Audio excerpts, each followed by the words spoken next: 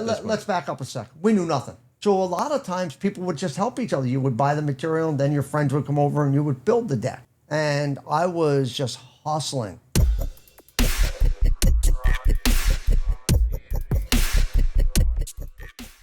What's up, guys? Welcome back to the second episode of the Stoll-N-Time podcast. Today we have the most anticipated guest ever, probably the only anticipated guest, the only person I've mentioned that we were having on it. If you guys saw the first episode, it was a bonus episode with my brother. I don't think anybody was expecting that. But today we have a business owner, a family man, a father, a husband, a avid pickleball player, and most importantly, my dad. This is the most fun part. Dad, welcome to the podcast. Everybody has been wanting to hear the story of how we got to the point of where we are today, because the YouTube end of things has really only shown the success of it, not how it got to where it is. And there has been many years of hard work and dedication and prioritizing your life to make not only the construction, but the snow removal company both successful. And I think we should start before you even had any businesses. As a kid, what was life like for you growing up when you were a teenager when you started the companies, but from say 10 on, what was life like? Good. I mean, we had a great family life. Money was not a very big part of your life. You guys weren't. No. Financially, it was not the same. Well, but Nan and Pop worked their tails off. Yeah. It was a different time. Yeah. Back then. One thing that I take away from both of them is my work ethic. Yeah. Pop would work for the state of New York, 7 to 4:30 every day, and then immediately after work, man, he was always doing a second job, and I was tagging along with him. Helping him out. I did that all the time. This is at what age? 12, 13?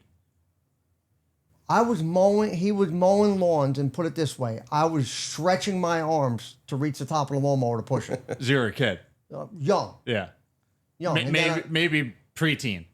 Preteens, and then when I was teens, and what I felt like I was mowing 2 football fields with a 22-inch push mower from Grand Union that your grandfather would buy every single year. Grand Union was like a local little grocery store. Yeah. And in the front of the store, they used to sell lawnmowers every spring. He would buy one every single year. They were like $89, 22 inches wide, and he had a couple steady grass cutting customers and free labor. Yeah. So I was cutting lawn. Bring your kid to work day. Bring your kid to work day. That was before Bring Your Kid to Work Day even existed. Yeah, it was even a thing. Maybe he invented it. And then Pop would leave me there, and I swear, I felt like I was mowing 2 football fields.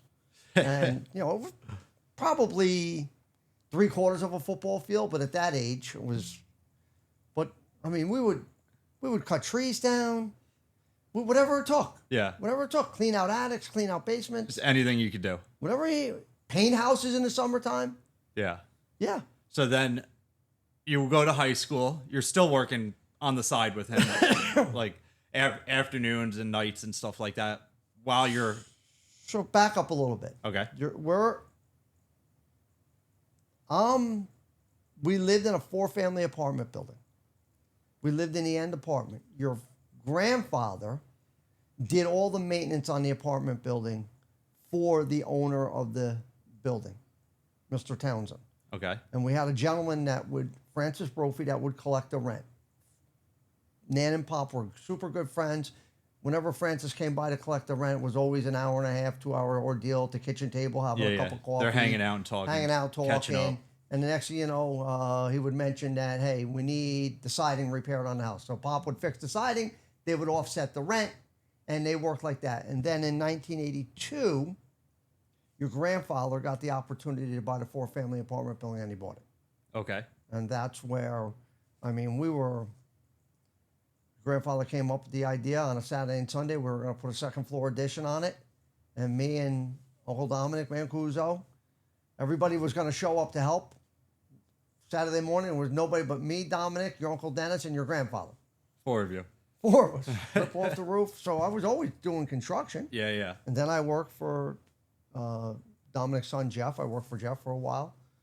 But this is while you were still in school? This is Jeff's. I worked with Jeff right after I got out of high school.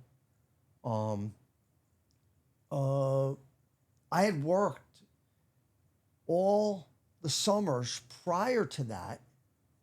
I had a neighbor in the backyard was Kevin O'Donnell, who worked for Structure Tone down in the city. And Kevin was doing home improvements in between being laid off if a job was slow, Saturdays and Sundays, evenings. And then once that caught on, there was a summer. I was working with Kevin doing decks and siding and roofing. I was 15 years old. I was making $600 a week. Yeah.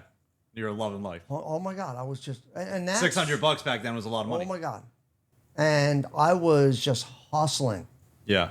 I was just hustling. And Kevin, it got to the point to where Kevin would be working in the city during the summer times, and his wife Peggy, because I didn't have a driver's license, would drive me to the job and drop me off, come back, bring me lunch, come back at the end of the day if Kevin wasn't home on time and grab me.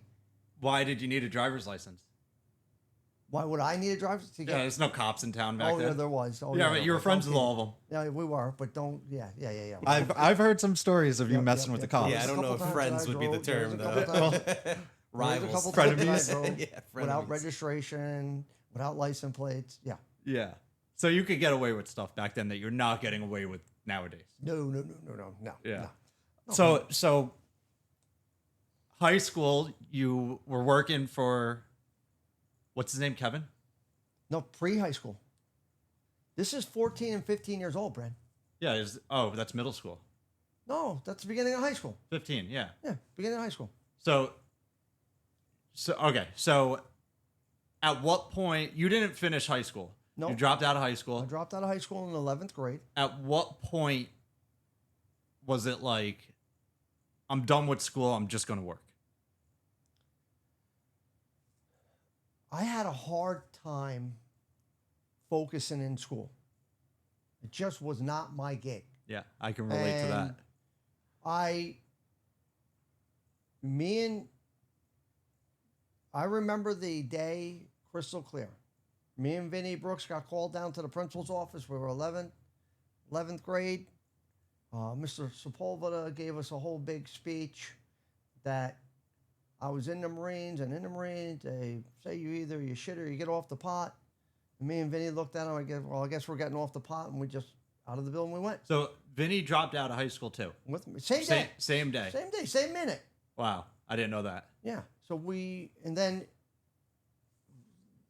you know that went over like a lead balloon. Yeah. With your grandparents. So they didn't know that you were dropping out? Oh, no. They had no idea. You just came home and you're like, guess what? I'm not going back to school. They knew that I was pushing the envelope with grades, not going to school on time, yeah, cutting class and all of that nonsense, right? Just like everybody else did, right? Leaving to go to parties in the afternoon, leaving at lunchtime. They did not. But when I got home and all the dust settled with your grandparents, their thing was you have to go back and get your GED and be done with it. So Aunt Frances worked for the superintendent of schools, Ron Down, at the time. Okay. She was able to get me in, sit down, take the GED. I went in and I actually graduated before my class graduated. Right. Got my GED. Went back, got my GED. And what is the process of getting a GED like? Well, typically, if you drop out of school, there was a New York State Department of Education rule that you couldn't sit for 24 months or something like that. I don't remember exactly what it was. Okay. So we're like, all right, so and the further you get away from all of your educational stuff, the more difficult would be to take a test, right? Yeah. So you would think. So I was able to get right back in. Because you had a connection. With like 6-8 months later, boom, done, passed it. So it's a GED is just a test? The GED is your high school equivalent diploma. Back then, you didn't have regents and all this other stuff, right? Right. So But you would go take a test, and if you pass the test, you get the GED. you get It's your- not like a class that you have to go. It's No, one no, day. you go and you sit and you take a 1-day test. That's it. And It's a long test. Yeah. So it's kind of like a Regents, but it's more Exactly. broad. Covers the whole broad spectrum. Yeah. History, math, English, the Yeah. whole bit. Science. Regents is just a New York thing, though, right? New York thing. Yeah. So anybody listening to this that is not from New York, Regents is basically like a state exam. Regents is a bunch of garbage. Yeah, it's basically a state exam to. There's one thing, guys. I'm not an advocate for dropping out of school. I'm an advocate for. I would have done better. Here's a crazy thing. I'm sorry for jumping around, but I think we need to get back to the trades being in a school function. I need you to think that the kids need to learn how to balance a checkbook.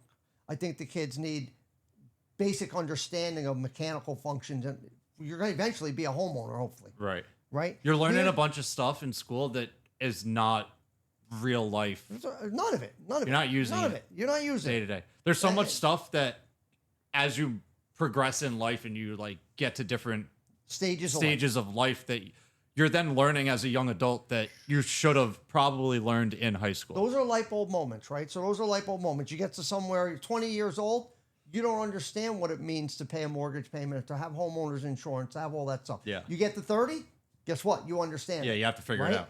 And it's more important to invest in yourself, and you can invest in yourself in education and all that stuff, but the amount of debt that these kids are coming out of college with right now, Yeah, it's crazy. and then trying to go and afford a household, raise a family, it just really stymies that process. Yeah. And a lot of people, me and Chris talked about this in the first episode. A lot of people get degrees and then they go get a job. They're That not even degree in the has same field. the degree has nothing to do with the job. Yeah. He does. No, Chris is a prime example. Yeah. It's a box to check half the time. Yeah. And you know, and listen, the whole college atmosphere, from your housing to your books to all this other stuff, it's just a money generating machine. Yeah. And That's look all. at Shannon. Like, granted, she decided she wanted to do this, got a degree in it, did it, didn't like it, said I'm going back to school. But the amount of debt that she racked up, luckily she has a very good job and she can pay off her debt. Your sister's on it. Yeah. Your sister's on it. But She's a the different beast. but the dollar amount for Don't forget college debt is astronomical Ridiculous. for her.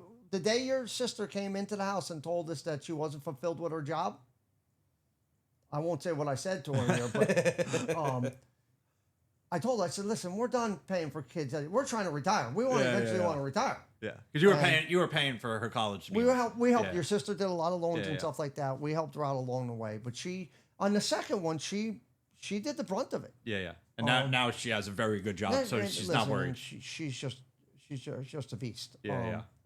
But what I was saying about the school function and having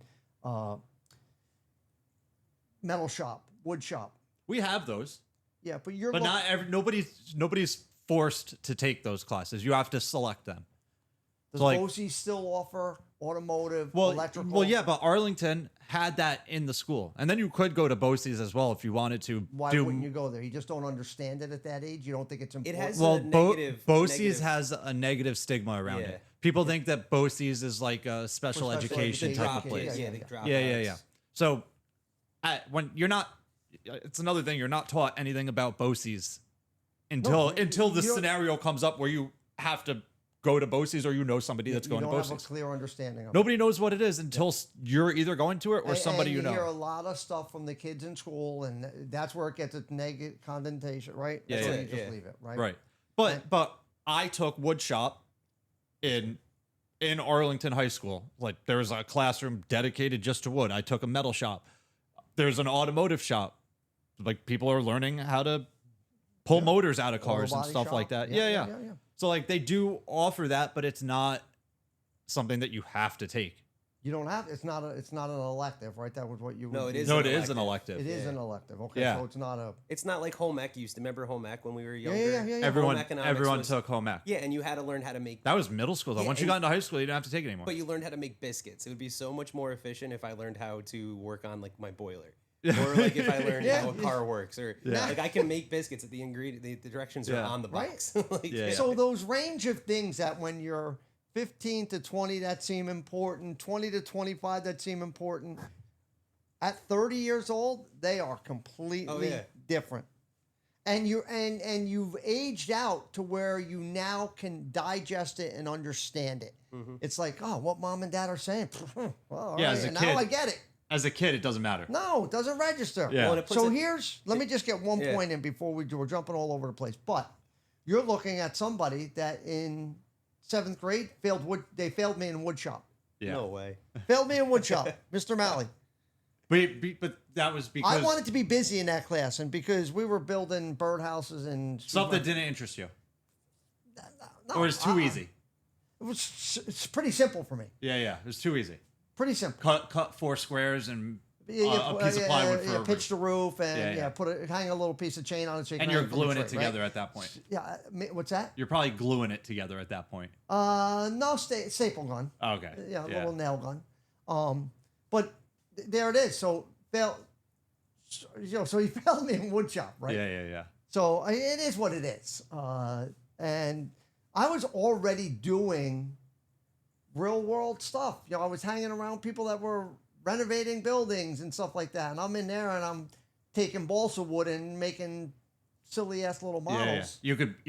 You could build a deck or a house at this point. And At that point, I was very good at being a carpenter's helper, carrying lumber, knew what dimensional lumber was, right. all that stuff. And it felt like a step backwards when you tell you to build a birdhouse. And so those are, we're talking a lot of the construction stuff, right? Right. At the early ages of me just being around neighbors back then that you fixed your stuff.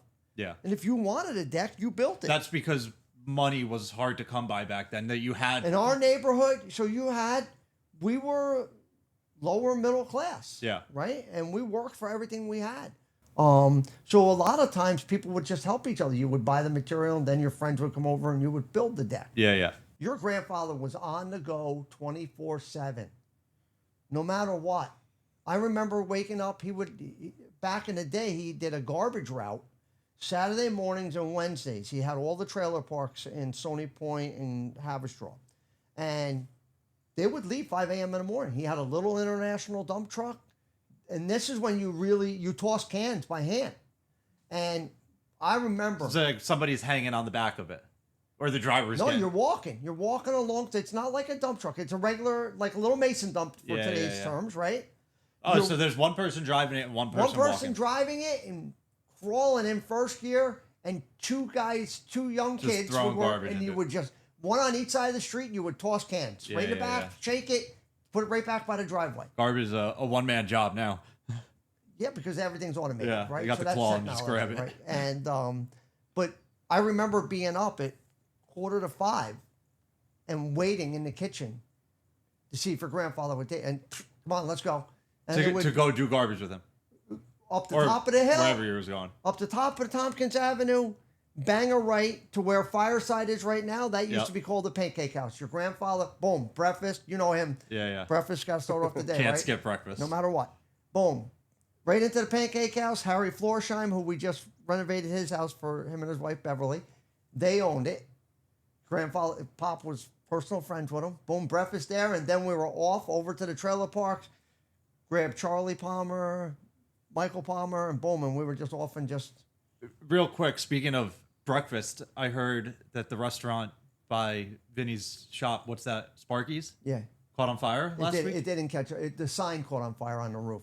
Oh, So somebody put it on Facebook and listen, today. that place is... That bleeds North Rockland. So those firemen and cops were on that in a heartbeat. They stayed. They're getting there quick. They melted the sign. The sign got melted. They put the fire out real quick. What was it? An electrical thing? Most likely electrical inside. Okay, but nothing with the restaurant. Nothing with the restaurant. Okay, but they because were on that's been there forever. Yeah. Forever. Yeah. Okay. And it was a different name back in the day. Yeah, but that building has been a restaurant there. Yep. It's a small little diner. Small little diner. Yeah. So we haven't even touched on the snow plowing. Yeah, we'll get to that later. Right, the snow plowing things. We're bouncing all over with construction at an early age. Yeah, but the snow plowing came after. You were doing construction. No. You were snowplowing before you No. did construction? Before, I was doing construction, but I wasn't doing it I was doing it weekends and summers with Kevin. After school, if he had something, we would be finishing a basement at night, right? He would come home from work, we would go, we would frame it out, and a lot of stuff Kevin did back then was metal studs because he was a city carpenter. Okay. Metal studs, wood blocking, sheetrock insulation. We would spackle it at night, and we would work until 6, 7 o'clock at night, 8 o'clock at night, put a couple hours in. And I had gotten an opportunity, and I think it's, me and your mother were trying to figure out the dates last night. I think it was 1980. I got my license in 1981. I got my permit. 1980, I got an opportunity to work at Wilson Art down in Congers. Your grandfather was a warehouse foreman there. That's where they, for Mike, they sold for Mike out of. They got delivered from Texas to there, and they distributed it up on the Eastern Coast. To do like the landscaping, the mulching, just a summer job, like a 1-month summer job that they hired each year to do weed whacking around the building. Property maintenance stuff. Yeah, outdoor maintenance. So, right, Pop, I would ride in with Pop in the morning. Start time was 6 o'clock. We would ride in 6 to 2 o'clock, right? 6 to 2:30, I think it was. And I would do weed whacking. At that age, I was young. I was 15 years old. Yeah. I would sneak around the back. They had like a railroad track with like a loading dock on the back that never got used. I would hop up on the loading dock, take a half-hour nap, home, right, screw off like a kid. Weed whack as soon as I heard. Sounds like Chris when he plows snow for us. As soon as I heard somebody come and get up and start whack like I was working. But I made my first paycheck there, like, because when I was working with Kevin and all those guys, it was cash. Yeah, yeah. It was cash. It wasn't an official. It wasn't an actual job. Yeah, it wasn't an actual job. And so I did that, and I was on your grandfather. I saw this truck up on Willow Grove Road, 1965 Dodge Dually 300, cabin chassis, no bed on it. And so I had my first 2 weeks. We got paid every 2 weeks. Okay. So I had that, and I think it was, I don't even want to think it was $600 for a whole month, right? Yeah, yeah. And I was on your grandfather. We got it. So, of course, Pop, I know that guy. So, boom, pull in the yard. We negotiate with him. $350 later, we're taking the truck home. That's crazy. We lived in the apartment building, got the truck down. I don't even remember how we got it down there. Probably drove it. Got it in the yard, and it had no bed on it. So your grandfather was working with a guy that was, back then, was sawing lumber up in Westbrookville by Aunt Pat and Uncle Gary's house. So he took a truck up there, got enough rough sawn lumber, and we built a wooden bed on it. This is pre-license. I don't have a license. Yeah. So we're getting it all ready to go on the road, make it look nice. And This is just with like I 2x10s or something. I don't care what you did to this truck. The way that the sheet metal was on this truck, the fenders were gigantic. The hood was gigantic, right? You could never get, nowadays you can get the door seams and all the hood seams laser perfect, right? Yeah, yeah, yeah. There was no way. So the fenders were rotted on it. The lower half of the fender and the back side of the wheel well were rotted. Your grandfather says, I know where I saw that same truck over at Teplitz in Nanuet. I was over there. I was dropping. I was scrapping. I was doing something. And one of our neighbors, Johnny Martello, worked in the Teplitz's yard. So your grandfather gets a hold of Johnny and says, hey, I need 2 fenders. No problem. Stop back after work. I'll have them for you. Boom. Pop brings home new fenders. I unbolt the fenders, put the fenders on. I mean, back then it was just all just bolted together, Yeah, right? yeah. No clips or anything like that. It's probably a lot easier to work on trucks. Oh, it was super easy. back then. I could sit inside the engine compartment. That had a 318 in it. Yeah. I could sit inside the engine compartment and do a tune-up. Yeah, yeah. Sit right in on the fender well. It had a steel fender well. Sit right in there, do the tune-up, do everything. It was crazy. And then, so I get that all pretty well figured out. If fenders hung, hood adjusted as well as I could, right? And me and my cousin Jerry were sitting in the yard, and we're like putting around the yard and the thing, right? Boom. That yard was always a mud hole because either it was our motorcycles, go-karts that we had. Was this Spring Street. Okay, but This it's the apartment- park. It's this the parking apartment lot. building that Pop bought before But Pop bought. but in the parking lot part, No, in the lawn. it's not very big. Back then, it felt like it was gigantic. Yeah. Right? He's just doing circles. But this is Bro, like literally little circles. this is like a 30 by 30 square. Wait, was it paved as far Right? back as Maybe it a little was? bit bigger. Was it paved as far back? That was all gravel. So that was so you that was that was all your gravel. that was your Oh, so play. where there Gravel where, to grass. Okay. okay, so the where there's blacktop parking spots now were gravel.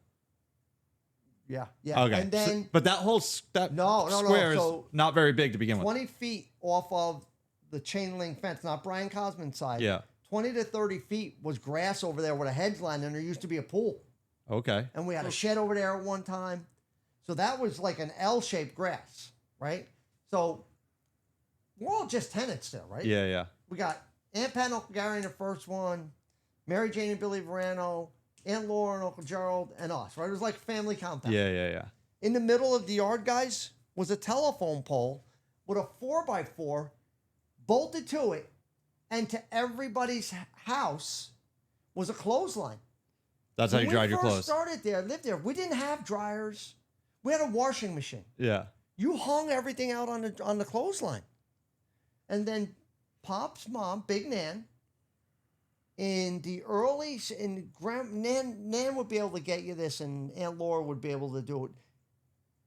Nan decided that she was going to buy all the kids dryers. So she came down for one Christmas, and she had dryer for Aunt Pat, dryer for Aunt Laura, and a dryer for us. And we had a dryer now. It's like, woo, so we didn't grow up. And of course, in the wintertime, when your grandfather was hunting, that telephone pole became where we hung the deer from in the front yard. So it was just, yeah. So we were like living like the classic rednecks. And So that truck that you bought became a plow truck? that truck never got a plow on it, right? That truck, me and my cousin Jerry are sitting around driving in the yard. Well, now we want to broaden our horizons, and we're like, all right, we can't get going fast enough here. No license plates, no registration. Boom, down Spring Street, up Wood Avenue, bang a right on Main Street, get cranking, and all of a sudden the hood just folds back over the windshield. Can't see anything. Smash the windshield? No, just big old dent in the hood, right? So up on the windshield, slam on the brakes, slam the hood down, the latch. Probably from when I put the fenders on, I probably didn't have the hood latch. Yeah. Right, but we were too busy. We wanted to get driving, and so next thing you know, I punch 2 holes in the top of the hood, and I take an old piece of our dog chain, and I send it down around, and now I chain it. So it can't come off. So now the hood. Every Yeah, time you would drive, the hood would rise a little bit until the chain got tight. And that's where it That just would held be it. Boom. And then if you wanted to open the hood, you take the The chain original off. hood scoop. Yeah, Yeah, the whole hood that- comes up. I wanted to put a plow on that, but it just never got around to it. That truck. So as soon as I turned 16, so instead of going to school, I went up into the woods and I started cutting down like 10-foot lengths of logs, and I was going to sell firewood. I pull in the yard. I load. Whose trees are you cutting down? I'm cutting down up in where rock ice was. It was just a big old patch of woods. It's like public land. Private property back then, but gigantic. Nobody paid attention. to Yeah, it, yeah. Right? But you're just out in like I didn't random cut I woods didn't cutting cut down trees. Living trees. I cut down what was already on the ground. Oh, Cut it oh, up, all right, if it had fallen. And then I dump it right in the middle of the yard in the apartment building. yeah. Like nobody else lives there, right? Bam! I dump everything right in the middle, and I got a whole firewood processing center going on. And then everyone's coming home, and there's just a new pile of trees every day. God. Like, what is he up to now? Yeah. So what were you thinking? You're like going through this age. What were you thinking your career was going to be? Were you just going to do what Pop does and just do a little bit of everything, or did you think you were going to do construction at this point? No, I didn't know. All I knew is that I was going to hustle and make money at whatever I could, and it was getting chilly, and I knew people needed firewood, so I was going to cut firewood. You're just done with school and just doing whatever can make you money. No, I was still in school, but I would cut a day from school. Me and Jerry would cut a day in school, go in the woods and cut wood. Right? Nan thinks I'm at school. Nan's at work. So this is freshman, sophomore year? This is 16. Okay. This is most likely freshman year because, Yeah, probably freshman. Yeah. So, all right. So freshman year, you're doing all this nonsense, Yep. whatever you want to do, basically. At what point did you decide that you want to start your own construction company?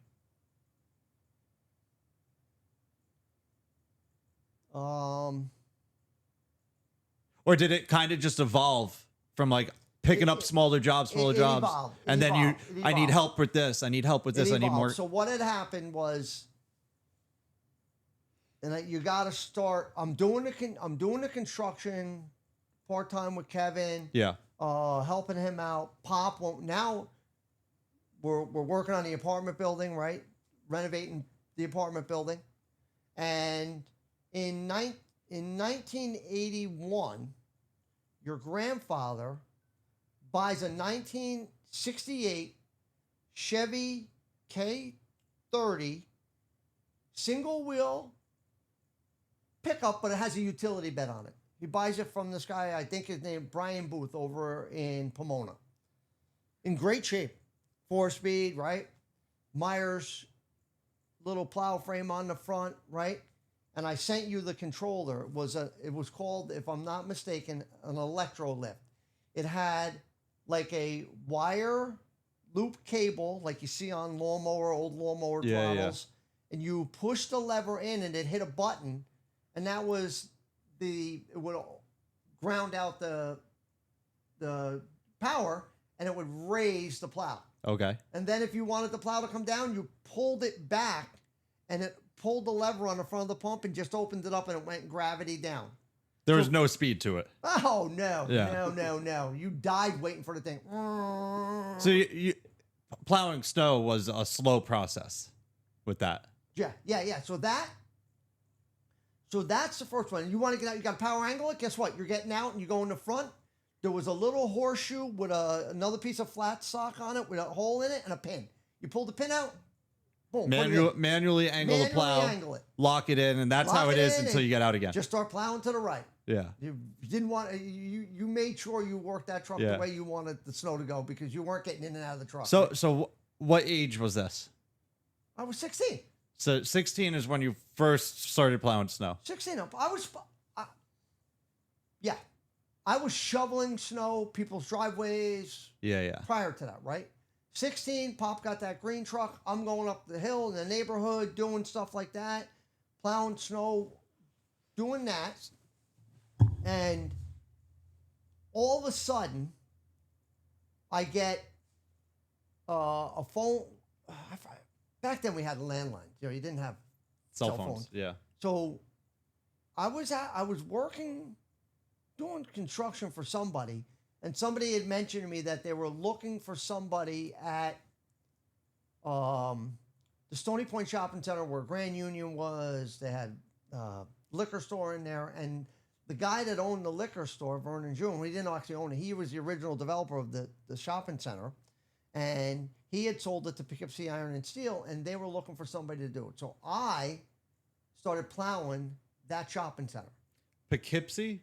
No. Stony Point. No, but you said they sold it to They sold it to Poughkeepsie and Iron. And so what ended up That's happening, from up here? Vernon June had built the shopping center, and a story was told to me that he got behind on his payments. Poughkeepsie Iron and Steel is the people that had provided all the steel for the shopping center, and they had put a lien on it. So they're from up here. They're from up here.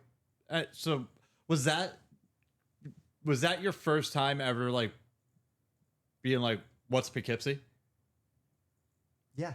I wouldn't have known. Yeah, I wouldn't have known what Poughkeepsie was. That's at that crazy, time. actually. Yeah, I right. wouldn't know what And now we live 10 minutes so away Vernon from I June- do live in it. Well, me and you do. Yeah. He lives 10 minutes from That's there. crazy. Yeah, so we're down there plowing. I got the Grand Union. It's got at that time it had a Nanuet National Bank in it, which eventually became Bank of New York. So I'm plowing that shopping center. And the next year I go and I buy a used Blazer. And now I've got an E47 Myers pump on the front, which is power angle, everything, right? Vinny has got a Jeep Wagoneer. He's got an E47 on the front. So me and him are doing the shopping center. He's got his Jeep Wagoneer and I got the Blazer, and we're plowing it, boom, and we're doing our thing. This is while you're still in school, or you're done with school at this point? We're still in school. Okay. We're still in school. Yeah, so we're doing that, and this is just about the time that me and him both leave school, Yeah. and I start working construction with Adam Araggio's dad, Kenny. Okay. Right? He lives up in the colony. Doing my thing with Kenny. I was with Kenny for a while, right? And Kenny was, I can't, him and Annette, Adam's mom and dad, I can't tell you how nice of people they were. Yeah, I've never met them. I was a 16, 17-year-old kid, Yeah. right? Next thing I know, Kenny's, I mean, back then. Adam's younger than you? Adam's younger than me. Adam, we were building a custom home, and Kenny says, "Yeah, I'm gonna have Adam work with you." You know, I had always heard about the kids, Yeah, right? yeah. And they would come and clean up wood. But Adam was a swimmer in school, right? Okay. And so Adam shows up. He don't even want to climb a stepladder. He's afraid of heights. And his first tool belt, I tell him this, was like a Kool-Aid can with Kool-Aid, you know, the dry mix, and like a piece of string. Through it. That was it. Just That was tied it. it around his waist. Yeah. Oh yeah. And So he just put whatever screws or nails he needed, he put in I couldn't get him there. up on a 4-foot step ladder to save his life. And I was at that time, I was already, Kenny would, on Saturdays and Sundays, Kenny would sub sheathing to me. If we were building a house, he'd say, "Hey, you want to work Saturday and Sunday? Yeah, all right, I'll give you $4 a sheet." He would give me $4 a sheet to hang sheathing. So, okay. But this is while you're working for him, basically. I'm working for Kenny. So he's not subbing it out to you. He's just basically No, giving. during the week, I'm working hourly. Oh, and then weekend. And then Saturday and Sundays, he said, "Hey, you want to do extra?" Yeah. And I would do extra with him. Different rate. Different rate. Depending $4 on- a sheet. depending on what you were He doing, didn't have to babysit me. He didn't have to be there and know if I was going to show up on time or anything. It's $4 Yeah. a sheet. Yeah. And so me, It's easy for him. He goes there and counts the I'm sheets. going 400 sheets. And, you know, and you had to do it neatly and nail it off. A couple times I got yelled at, right? 'Cause Yeah. I was young. Yeah. Man, I was just slapping sheets on. Yeah. Slapping sheets on. In your mind, it was how many can I get done? How many can I Not get on? how clean can I get it done? How many can I get on today? Yeah. And we would go. And so I was doing that with Kenny, and Kenny was cool. When we were traveling, Brand, back then, Kenny would have relatives down in Jersey. We would head down to Jersey, down to Garden State. We're in early 80s vans. Dude, there's no going fast in these things, right? Yeah. The whole back is rattling with all the tools in it, the noise. It's like 50 miles per hour is fast in those, right? They would do 60, but the rear end would be screaming, Yeah. right?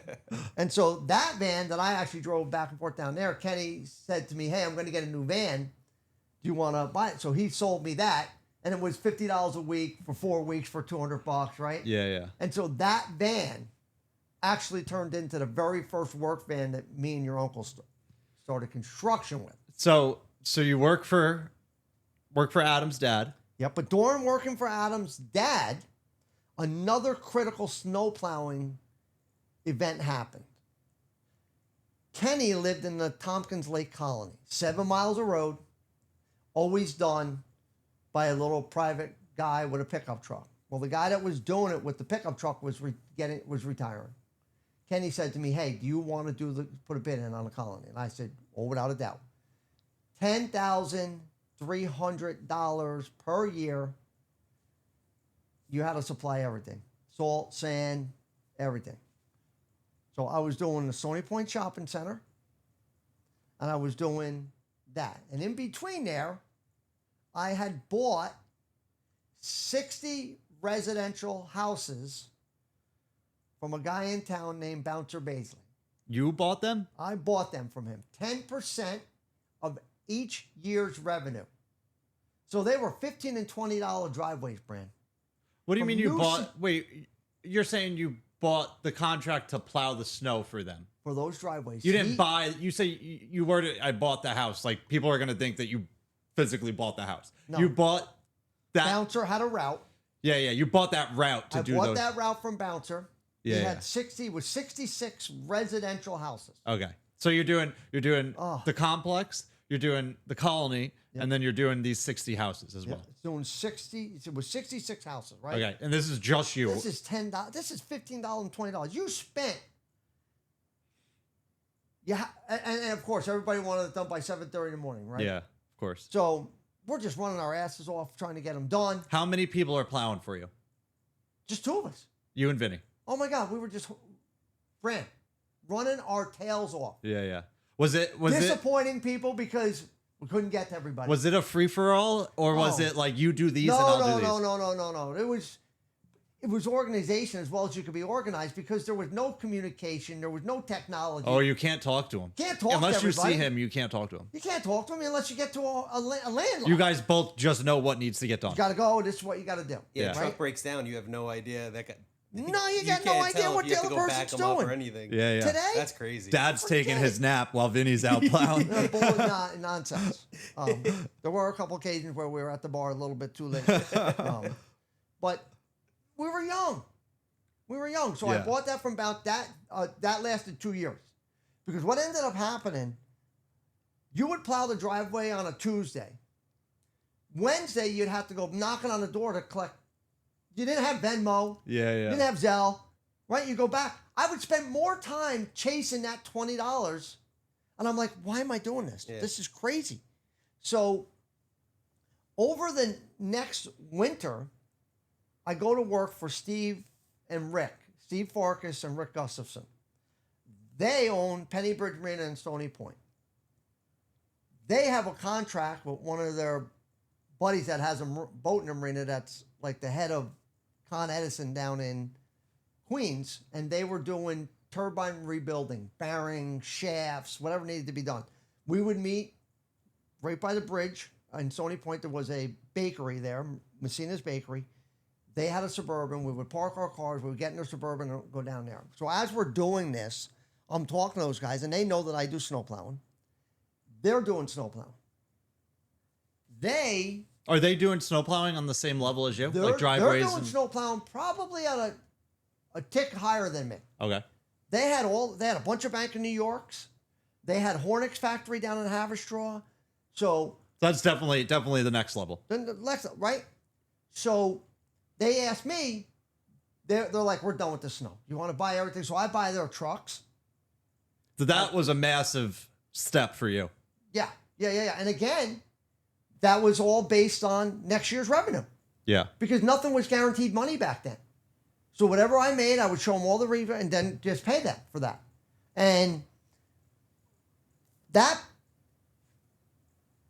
was probably at the point of the catalyst of realizing what I could do and how I could leverage snow plowing, because at that same time, within 2 years of me getting that contract from them, the greatest thing in the world ever happened to snow plowing. ATM machines came out. So everybody was using ATMs. The banks needed the sidewalks cleared, the parking lots cleared for slip and falls, because now everybody wants to go to the branch middle of the night and go to the ATM. Why is an ATM at that point such a big deal? Because you couldn't get your money. If the bank wasn't physically open, you couldn't get your money out of the bank. Why not just go to the bank when it's open and get your money out? I don't know. I can't explain to why people wouldn't go during the day. Maybe they're working, right? Maybe they can't get there. But now they made the ATMs at every single bank. It's 24/7 now. 24/7. So now snow plowing. The banks want those ATMs.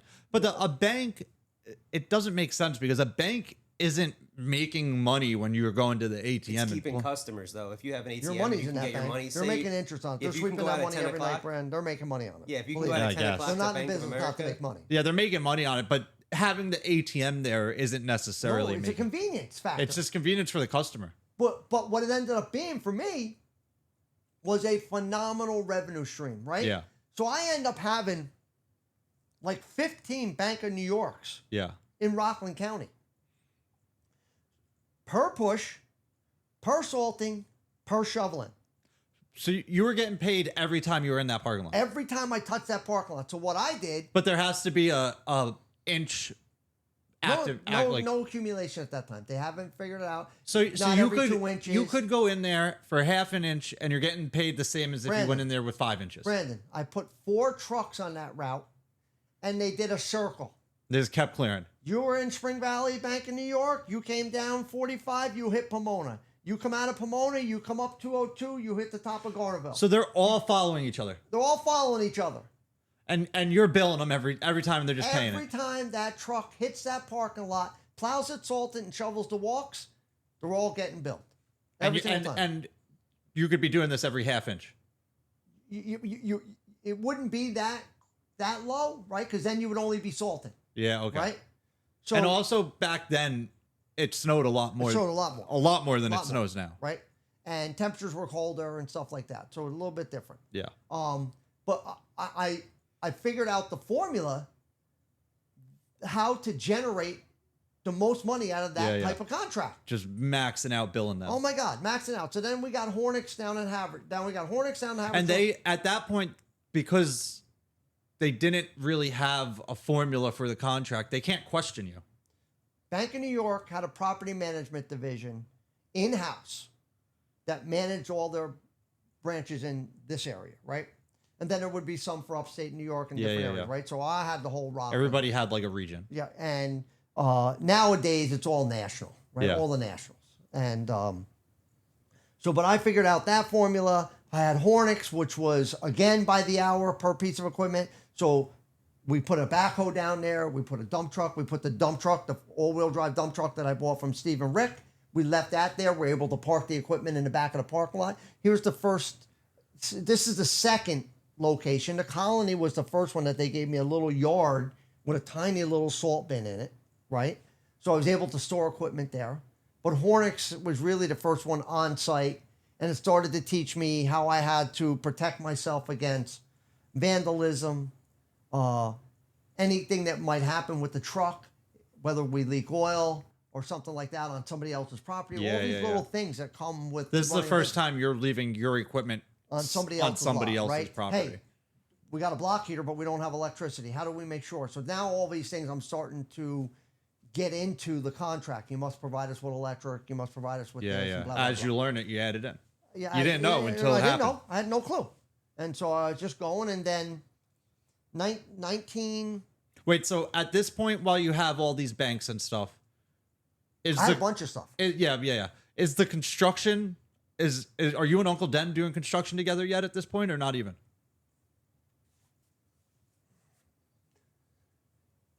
June 20th, if I'm having this correct, June 20th, 1986. First day of business for me and your Uncle Den. This is Stoll Brothers Construction. Yeah. First job out of the gate, 385 6-foot by 12-foot decks, Hillcrest Point condominiums. Yep. They're changing it from condos to townhouses or townhouses to condos, and all the decks needed to be changed. All brand new. So you're just going one after another, building the same deck. 3 decks. 1 2 foot off the ground, three-story buildings. Yeah.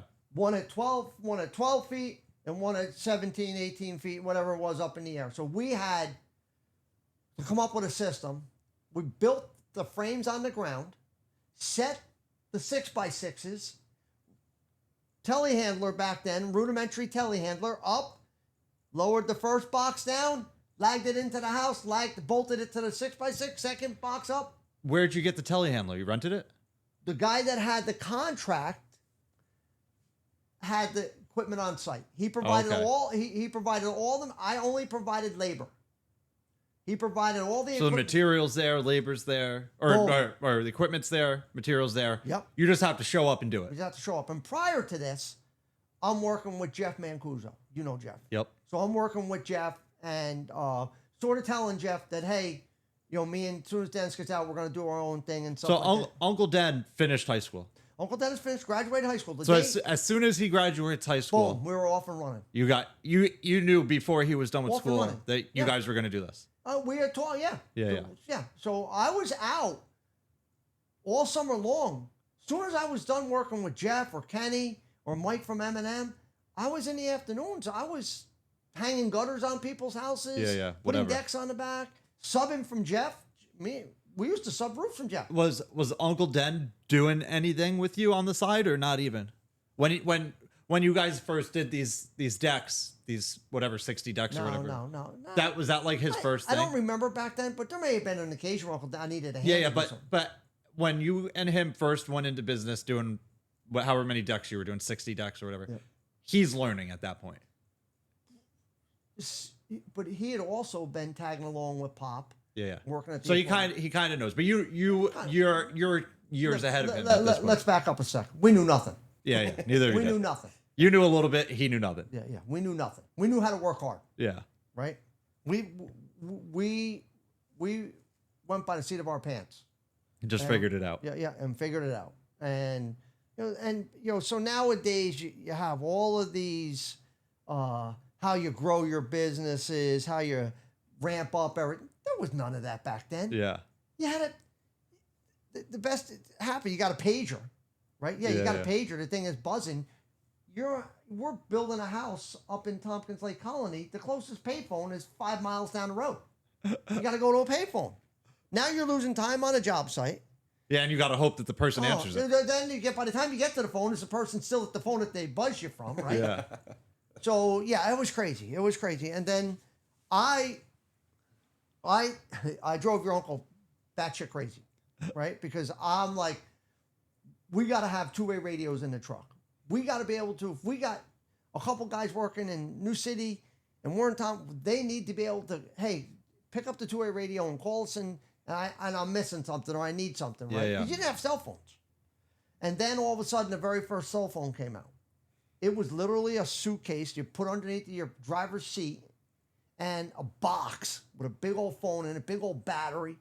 And the very first month, so if it was a battery, you'd have to bring it into your house and charge it overnight. It was hooked up to your truck. Oh, the battery on the car. Yeah. Oh, okay. You plug some of them had cigarette plug lighters. Oh, okay. The charger, but the first month, over $800. Your uncle went ballistic. For how many phones? One Don't you need two? One phone. Who are you calling with just one? You need somebody. It was underneath the seat in my black Dodge W300 Snow Commander pickup truck. Yeah, but don't you need two phones? Because otherwise, you're calling the lumberyard. Okay. You're not calling each other. And I think it was Cellular One, if I'm not mistaken, and out of Mahwah, New Jersey brand was where I went and got the phone. Your uncle lost it. That's back then. That's a lot of money. But it cost $800 for like the service, or was it the whole phone was $800? No, $800 for the service. It was $1,200 for the phone. And then you have to pay. Then the first month was $800. We were calling everybody. I was calling everybody. What was it per phone call you had to pay? Yeah, by the minute. That's the greatest thing that ever happened to you. You could just pick up a phone and call someone. Oh yeah. Yes, of course you're gonna use it as much as you can. Oh, yeah, not leaving the job site, right? Ordering material. Yeah, and you didn't realize until that first bill came how much it was going to cost you. I was 18 years old. I had no clue. Yeah. You just bought a phone. You're like, oh, look at this. I can talk to you whenever I want. No clue. I had no clue. But so nowadays, right? You need lumber 3 days down the road. You email your salesman. Oh yeah, no problem, George. I have it done. Right? Yeah, and you didn't have email. It's sitting on our job sites when we show up there. Yeah. The communication now is so different than it was back then. Yeah. There was basically nothing. Well, you lived through phones, the internet, computers, everything that changed how you communicate with each other. Everything. Like there was no communicating except for in-person communication. Dramatically. Yeah, that's dramatically. And when these things are coming out, it's okay. We can do this, but what can we really do with this to make everything run flawlessly? Well, so you're getting ahead of yourself because we didn't run anything flawlessly. Yeah. When we were young. Well, I remember when the push to talks, the Nextel push to talk to man. Oh, I had them all. Every one of your guys had a push to talk. Yeah, but that's 10, 15 years later. You've skipped probably a 10-year period in there, right? You skipped him being born. Yeah. Well, that's not important. Your mother being on a landline with like a 30-foot cord on it that's all tangled in knots with a baby in her arms. Yeah. and my customers calling your home because that was your office. That was the only line they and had. your mother playing secretary. I remember that as a kid. I remember the long line, and you go into a room or something. Oh and my it would God, be you out could the walk kitchen. halfway around the house with the Yeah, phone. I remember There were that. no cell phones back then. There was at that point there was pagers. Right? Okay, so we got you and Uncle Den now. No. So 87, 86, Uncle Den graduates. Yep. We go into business. We So- Stoll Brothers Construction. So the Stoll Brothers Construction is a company. You and Uncle Den. What is C Corp. Yep. what is the snow removal at this point? Is it a company or? The snow removal now we start moving it all into Stoll Brothers Construction. Oh, so it started as As me, well. At first, you were kind of just doing snow for cash, George Stoll. They personal. would write a check to you personally. Personally, it wasn't a business. Yeah. No, back then there was no big insurance. It- I did all of the snow plowing at that Stony Point Shopping Center, the Grand Union, and all of that. Martin's yeah. and the liquor store. No insurance. Yeah, You didn't have insurance. you're just a right? guy with a plow truck. You just plowed it. Yeah. Vernon June, at the end of the snowstorm, the next night you go there. All right, how many hours you have? Oh, we were here for 10 hours. Okay, at that point, all right, here's $350 for the Blazer, $350 for the Wagoneer. Yeah. All right, thanks, Vernon. We'll see you next snowstorm. Boom. And so at that point, like right now in snow, like slip and falls is a big concern. Oh my God. Right. Oh my So God. at that point, nobody was. If you slipped, you got up and you dealt know with what? it. Right. There was a different level of common sense. You're going out in the snow. You know you're going out in a dangerous situation. Yeah. You fall Now out, you get nowadays hurt, you everyone's don't like point sue fingers. happy, and they're like, Yeah, oh, if I exactly. fall, I can And sue listen, you. It's a world full of scammers. Right now. So right now. Yeah. Back then, that wasn't happening. Yep. People fell and they got up. They went home. They put ice on their bruise and they dealt with it. Yep. So okay. So now we got Stoll Brothers as the thing. We have Stoll Brothers doing construction and also snow removal. How long was Stoll Brothers doing both before it split into? Okay, so 1988, 1987, 86 we went in business. 87, I get a phone call for the Spring Valley Marketplace. They need a new snow contractor. And prior to that, there was a company called Arco Management. They owned a bunch of condos, townhouses, nursing homes, shopping centers. So we had gotten from Arco Management, we had gotten the Spring Valley Marketplace. We had gotten a bunch of little, like 20-unit condominiums. And then a call came for the Spring Valley Market, or we got, I forget what it was, not the Spring Valley Marketplace we got in 87, but prior to that, there was a Spring Valley Shopping Center Okay. that just got built in the heart of Spring Valley, right at the bottom of It's basically a strip mall with a parking lot. yeah, big, fairly decent sized Yeah, parking yeah. lot at that time. Spring Valley Marketplace was big, Right. right? So all of a sudden, we get a phone call from a guy named Richie Kaufman over in Pomona. He must have had the hook on the work over there. At us, we're young. We don't realize. We think he has the contract. He has the contract, but he's subbing it to us. We don't know all of these terminology. We're young. Yeah. We don't know all these. So Richie's subbing it to us. And And you were thinking that you just had the contract and he wasn't even a part of it. we're thinking So that he was getting it. paid and then he's paying you. Exactly. Yeah. He wasn't doing a thing. Yeah. We were doing all the work. So he's making a little bit of money We to were be a making- middleman. So back then we were making $8,800 a month. And I remember Mr. Finnerty saying to me, oh, you're crazy with this snow removal stuff and blah, blah, blah. Well, that winter, it snowed twice.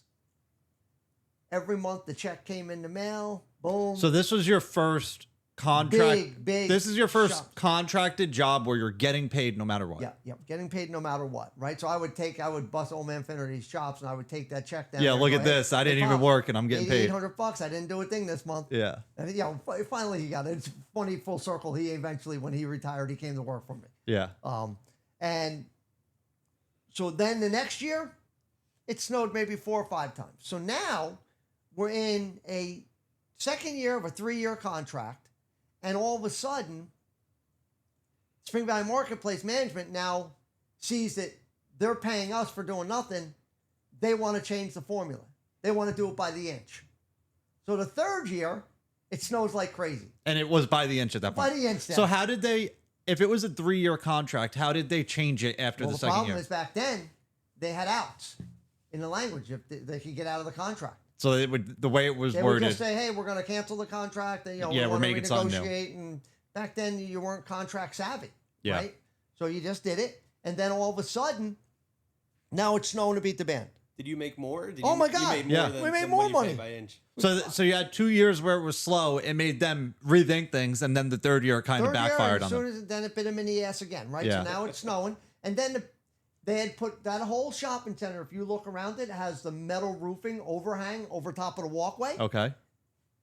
All of a sudden, it's snowing, and as soon as the sun would come up, 7:30, 8 o'clock, it's cold all night long. It's snowing, and when a snowstorm pulls out, all of a sudden the skies get blue, right? Yep. You can just see the front leaving. The sun comes out and starts to warm up that snow on that metal roofing, and it starts flying off that metal roofing down at people that are walking to get into the sidewalk. Oh, it's sliding off Oh the my roof. God, it's sliding like crazy. Next thing you know, the Spring Valley Building Department is there shutting down the shopping center because it's dangerous. Yeah, yeah. And then all of a sudden the phone call comes that now you gotta get the snow off. So now we're on the top of a truck, a box truck, with like brooms on extended handles, yeah. pulling all the snow down. This is before you had really Snow dedicated dams or- equipment. And this, So this, now we're billing for that. yeah, this is all extra. It's all extra. Yeah. Oh yeah. Expensive year for them. So, Oh my God. It was just so when they redid the contract, was it at that point were they doing it per year? So they left it per inch. Per inch, but was it for the year? So the very first year, we had Richie Kaufman, and then all of a sudden, I met a woman, and every single month, this clown not doing a thing, Bren, right? Yeah. Literally, he's collecting the check. Me and your uncle had to figure How out. how did Spring Valley find out that you're getting because you're the ones that are there? We're physically working. And they know that they didn't hire you. There was a woman property manager. She shows up to make sure the work's getting done. Yeah, she's like, "Who are you?" I said, yeah, well, Richie subbed it. Okay, so the light went on. So me and her went to her office, and the next year we cut him right out of it. Yeah, yeah. She got rid of him and brought us on board as the company that's physically doing the work. But every single month, you would think that this clown he's not doing anything, Brand. I'm telling you, he literally would drive through the parking lot, make sure we were there and gone, Yeah. right? And we would chase him every month for that money. You would think that he would just say, "Hey, let me get these guys." He wasn't paid, even- And he if wasn't I'm even making 4 or 5 grand supervising. off the top, let me just take my clean. He's getting the free money out of it. We chased him.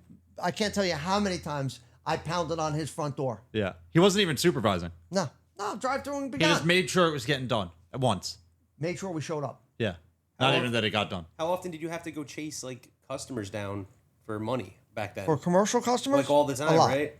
A lot. So we had the Spring Valley Shopping Center, and it was Arco Management. And these guys were famous for dragging you along. 90 days. Oh, yeah. And then as soon as, I'm not working anymore, boom, they would get you a check. Well, I got your grandfather. I got an old 1968 FWD. Nevin's running the FWD. I've got a pickup truck. Your grandfather's in another truck. We take all the snow during a snowstorm, and we call the owner. We've got the entrance and exit lanes with a 20-foot pile of snow. You can't go in or out. And we tell him, listen to me, there ain't nobody coming in and out of the shop center unless we get a check. He came over there in his old fancy Mercedes with a check in his hand. And that was the last season we worked for So him. it was you basically. And we were done. We That were was- done playing the games. That was basically like a protest. No. We were telling him. Yeah, you blocked the entrance. It was a hostage situation. No, Yeah, but he like held think, that think about But we- think about but like guys- think about what you see on like highways now where people hold signs, they sit down and block what the you road. admit, what you miss is that we busted our butts Yeah. for 3 years there, and every single snowstorm, it was a problem getting paid. Yeah. There's no And this direct was their deposit. MO. Yeah. This was, and you can talk to a bunch of local like I can send you to Scott Curdy and all these guys. They worked for Arco back in the day. Yeah, they all dealt They'll with the tell same you thing. the same story. Yeah. James and Izzy, they'll tell you the same story. Yeah. Same story. And they were working with other people's money. And so they would hang on to the money as long as they could and just, and beat the living day. So we were just done with it, right? Yeah. And so we did that there. And then we did the Spring So Valley. is this at this point, is this still Stoll Brothers? Stoll Brothers. Okay. Yeah.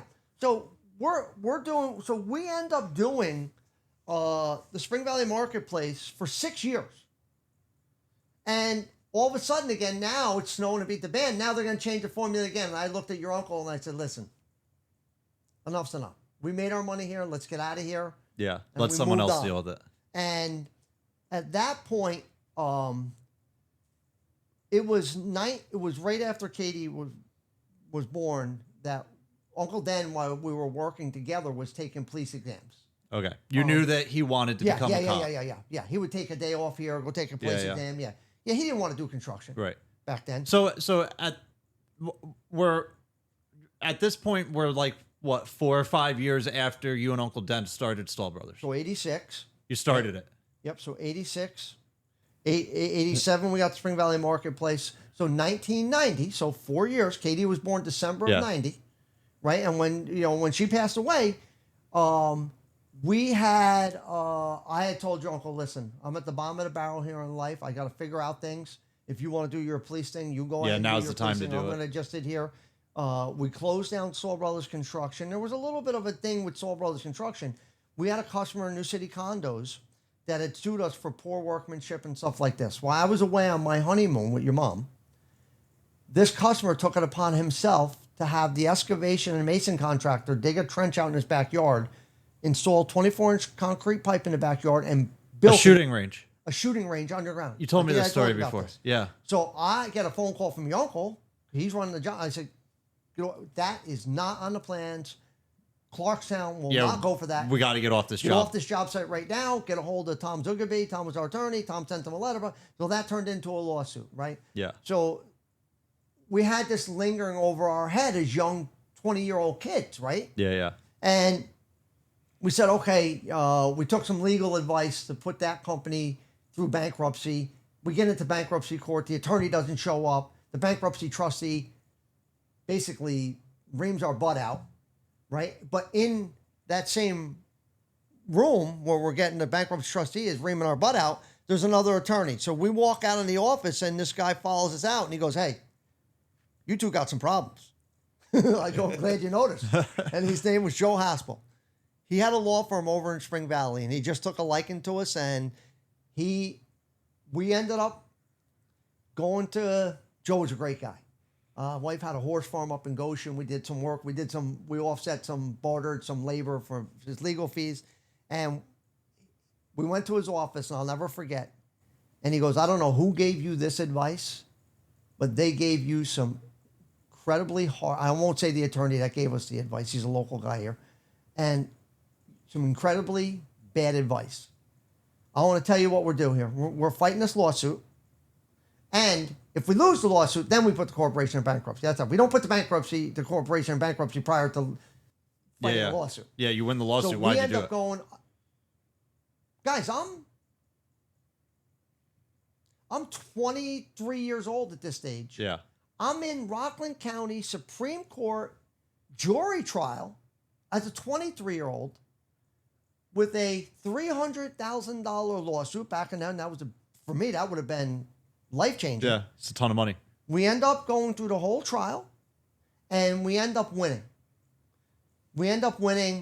The judge, Judge Meehan, happened to have been a carpenter in his previous career before he became a judge, and they would ask a question, and the judge would just stop them right in their tracks and go, listen to me. You're not making no sense here. A 2x10 is 2.5 inches bigger than a 2x8 and blah, blah, blah, blah, blah. And, we do all this, or 2 inches bigger than a 2x8 and blah, blah, blah. And you're not understanding what's going on here. So at the end, they tried 3 different things. They tried to say we didn't act like in a corporate structure, which they said we didn't because I had signed the contract as George Stoll and not president, even though it was on George Stoll Construction Inc. or not Stoll Brothers Construction. They're saying you signed it personally. I signed it as George Stoll without president. Yeah. So now, I don't care what it is, I signed president after my name. Everything. Right? And I had this experience as a 22, 23-year-old kid. Yeah. And so we end up winning that. I remember Joe nudging me with his arm because I didn't know anything back then, legal term. And he goes, we got this. And we ended up winning, and that got put behind us. And so that time frame right now is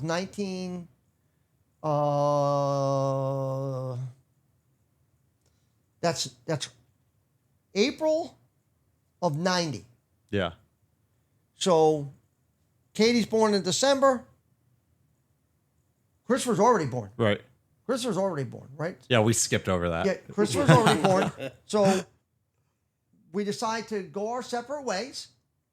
Dennis does his legal thing, and I always had the 845-786-2743 phone number. Yeah. Never Now everyone's going to call us. Never let it go. Yeah, It's it's going still have viral. that. So my phone's still ringing for construction. Yeah. So I'm still doing things by When myself. this podcast makes you famous and people call you just to talk to you, you know why. He's just lucky that Well, it's not phone the number- that phone $800 number- a month. We don't have that phone number anymore. So I'm still doing construction, right? And I'm still doing snowplowing, Yeah. right? As Stoll Brothers still. No, as G&D snow removal, George and Dennis snow removal, Okay. right? So the construction is kind of Construction is faded off. I'm doing things on my own. so after the lawsuit, you end up winning the lawsuit. What happened to Stoll Brothers Construction? You kind of just killed We just it. shut it down. You just killed it. Shut it down. We didn't have to go to bankruptcy. We just shut it down. Yeah. We withdrew our bankruptcy. End of an era. Joe, the attorney, withdrew our bankruptcy petition. Yep. And we just shut it down. Yeah. Just closed it down.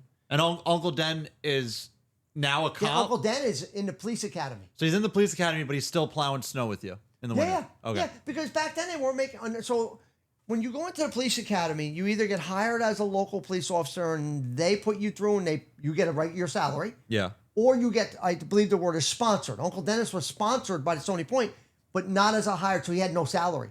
So your uncle had just bought a brand new pickup truck. So they're paying for him to go to the academy, but he's not getting a check. not getting a paycheck. Yeah. Yeah. They're covering the cost of the academy. So Yeah. I end up taking your uncle's brand new Ford F-250 pickup truck, using it for the construction, for me doing construction while Yeah. he's in there. And we during Katie's funeral, one of the guys that I had, Joey Slane, that I had subbed work to, me and Uncle Dennis had subbed work to him and his partner James, had approached me and asked me what I was doing. And I said, I don't know, Joe. I got to figure things out here. And he said, Yeah. well, I got some projects coming up. And I said, all right, no problem. I don't, I don't want to be an employee. You let me know what you want to do. So we worked out an agreement. I worked by the day for him and blah, blah, blah, and did some work. So for him. you were basically a sub. I was working for him, but just by the day, different Yeah. type of pay structure, right? And then my phone's ringing. So within 3 months of that, I get a phone call to build a 5,000 square foot house up in Stony Point. So I go to Joey and say, hey, Joey basically at that point was doing a bunch of kitchens and bathrooms, nothing big. Yeah. And I said, you want to build a 5,000 square foot house? I got it sold and everything like that, blah, blah, blah, and at that point I would get the percentage of the construction, figure out what. So this is 91, right? This is 91. So what, just for like comparison to like today, what is a 5,000 square foot home cost in 91? That house ended up being about just under 500 grand back then. And today Four and that's change. what would you Oh, forget it. guesstimate Forget for it. today? 5,000 square foot house, 1.4. So it tripled. Yeah. We're Look at everything look at is the price of everything. everything's tripled. Everything's gone through the Yeah, roof, right? So that was the first big project that Joey had done, and I brought that in, right? And so we were digging. Joey would tell me about his father-in-law, Bill. I would hear about Bill all the time. Bill's a mason. Bill owns large in-the-ground concrete pool company, did all the work for Sylvan, all up and down the East Coast. 25 guys, right? Boom, boom, boom. We're digging. Larry Brisson's digging the foundation for us. We're sitting down at the bottom, big, beautiful uphill lot. Larry back in the day didn't have an excavator. He had a track loader. So he would dig a road in and just hump everything out and load everything inside the foundation hole with the track loader. And he was pretty quick at it. He had a 963. Boom, he would do it, dig the whole hole out with a track loader instead of nowadays you do it with an excavator, right? And so we're sitting down at the bottom of the driveway. We're just almost done with excavation. And all of a sudden, Joey says, my father-in-law, Bill, wants to talk to you. He's going to stop by. So Bill comes by. I mean, it's April. It's April. We're starting this house. Bill gets out of the truck. He's got an, and never forget, he's got an F-150 4-door, like a 1990 4-door F-150 4-wheel drive pickup truck, short bed. He gets out, big old red and black checkered, like a flannel on and big beard and deep voice. And I'm Bill. And, I don't think at that time Bill was still smoking. But he got out and had a cup of coffee in his hand, and we were shooting shit on our tailgates. And Joey tells me, you do a lot of snow plowing. I go, yeah, I do a lot of snow. Well, I got a lot of trucks and a lot of employees that sit still during the wintertime, and I need to get busy. And I'm like, all right, well, let's figure something out. Let's figure something out. And we start talking, and he goes, well, and I said, well, we're going to keep this amount of guys. We got to get the Nanuet Mall. Yeah, you need a big job. I'm already doing the Spring Valley Marketplace. Yeah. Everything that which at this point you want to get rid of the Spring Valley Marketplace. No, not yet. Okay. Not yet. And I'm still doing the Tompkins Lake Colony. I'm still doing the Bank in New York. So everything that I had prior to this meeting, nothing changed for me. I tell Bill, if we're going to do this, we got to get the Nanuet Mall. Well, that won't be a problem. I'm working over there right now. So he's got to He goes, yep, I'm doing all of the decorative block on the building is crumbling. I'm replacing all the decorative block on the building. And this is a property manager who's he's dealing with there to get the job, right? He's dealing with the general manager of the mall. So they didn't even, at this point, they didn't even have a property manager. No, they have a on-site general manager that who oversees everything in the mall. That oversees everything. And the mall, at that stage, full-time on-staff maintenance crew. Well, that's a lot of stuff was done in-house. But they're not plowing snow. No. So they're not plowing snow. So Bill's doing all the masonry. He talks to the manager, the mall manager, and tells him we want to bid on the snow. So we put a bid on the snow. We end up getting the snow. So we end up, 91 was the start of that. And we made money hand over fist there. Yeah. We worked our tails off, but we made a lot of money there. So he brought on, he said like 25 guys. How many did you actually? He had 20 guys. How many did you actually have working at the mall? It's like a 6 or 7 person job, right? At that point, we would run 15 guys. Oh, a lot. Yeah, because Brent, snow pushers weren't available. You didn't and have snow pushers then. Yeah. So nowadays you're clearing 20 feet at once. So we had. This is all with trucks and like power angle plows. You're plowing everything. Your loaders only have the bucket on the front, right? So if you got an 8-footer or a 10-foot wide bucket, that's all you're doing, right? Were push boxes a thing? No, not yet. They weren't even a thing. They were just starting to do it, right? So what we had was 10 single axle trucks, and we would do 5 would work together, and we would plow as far as we could. We would start at the building, all of the small trucks. Like I had a Bronco. Joey had a Bronco. Bill had an F-150. Little Billy had a Dodge pickup truck. We would all go around and push from the sidewalk curb of the building, push it into the parking lot, just clean it up real quickly, get it through the throats of as you come out of the parking lot into the driving lane in front of the building. We would do that with the small trucks and get it just past the curb line, and then all of a sudden, the big trucks would come, 5 at a clip. What's a big truck?